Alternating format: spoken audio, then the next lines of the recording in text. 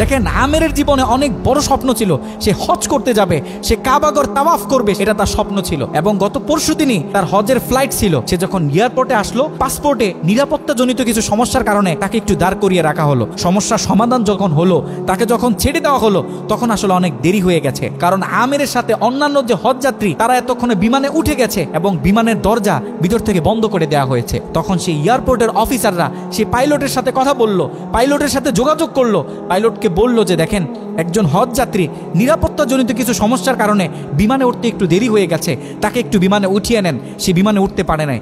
তখন পাইলট স্পষ্ট বলেছে, যেই বিমানের দরজা একবার বন্ধ হয়ে গেছে, সেই বিমানের দরজা দ্বিতীয়বার কারোর জন্য আর খোলা হবে না। কথা বলে পাইলট বিমানটা আকাশে ফ্লাই করলো। সেই অফিসাররা তখন আমেরকে বুঝাইতেছে, দেখো বিমান তো চলে গেছে, তুমি আর যেতে পারবে না, তুমি বাড়িতে চলে যাও, নেক্সট টাইমে তুমি হজে যাওয়ার জন্য ট্রাই করো। তখন সে আমাদের মুসলিম ভাই, সে হজ যাত্রী, সে কি বলেছে জানেন? সে বলেছে, আমি আমার রবের উপর পরিপূর্ণ তাকওয়া রাখলাম, আমি আমার রবের উপর পরিপূর্ণ আস্থা রাখলাম, আমি হজ করেই বাড়িতে ফিরবো, হজ না করে আমি বাড়িতে ফিরবো না।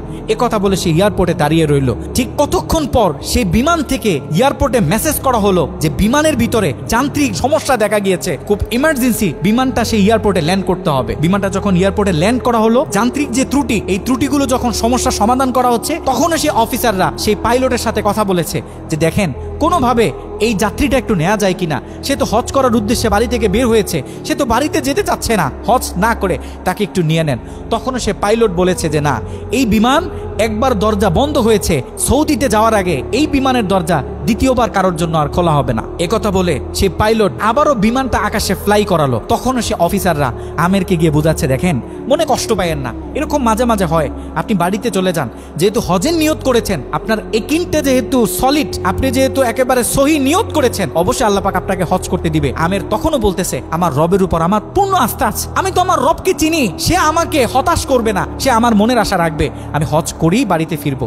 কথা যখন বলতেছে, এর ঠিক কিছুক্ষণ পরে আবারও সেই বিমান এয়ারপোর্টে মেসেজ করলো যে বিমানের ভিতরে এখন আগের চেয়ে বেশি কিছু যান্ত্রিক ত্রুটি দেখা গিয়েছে, বিমানটা আকাশে ফ্লাই করতেছে না, বিমানটা এমার্জেন্সি, আবার এয়ারপোর্টে ল্যান্ড করতে হবে। বিমানটা যখন এয়ারপোর্টে ল্যান্ড করলো, তখন সে পাইলট নিজে বিমান থেকে নেমে সে অফিসারদেরকে বলতেছে, সে হজ যাত্রী কই, যাকে ছাড়া আমরা মক্কার উদ্দেশ্যে রওনা দিলাম, তাকে আমার হাতে তুলে দেন। আমি যতটুকু বুঝতেছি, তাকে ছাড়া এই বিমান যতবারই আমরা আকাশে ফ্লাই করব, মক্কার উদ্দেশ্যে রওনা হব, আমার মনে হয় না যে এই বিমান স্বাভাবিকভাবে মক্কাতে গিয়ে পৌঁছাবে। তখন সে পাইলট সে আমেরের হাত ধরে নিজে নিয়ে সে বিমানের ভিতরে বসিয়ে দিল। দেখেন, আল্লাহ পাক তো স্পষ্ট বলতেছে, ওয়ামান ইয়াতাওয়াক্কাল আলাল্লাহি ফাহুয়া হাসবুহ, যে আমি আল্লাহর উপর তাওয়াক্কুল করবে, তার জন্য আমি যথেষ্ট, পৃথিবীর কাউকে তার দরকার হবে না। আল্লাহ পাক আপনাকে বলতেছে, আল্লাহ পাক আপনাকেই বলতেছে, যখন আপনি বিপদে পড়বেন, যখন কোনো বালা মুসিবতে পড়বেন, আল্লাহর উপর তাওয়াক্কুল করেন। আল্লাহ পাক বলে, whatever you have spent for Allah, Allah is yours increase well. যখন আপনি আল্লাহর উপর সম্পূর্ণ তাকওয়া করবেন, যা কিছু হয়ে যাক,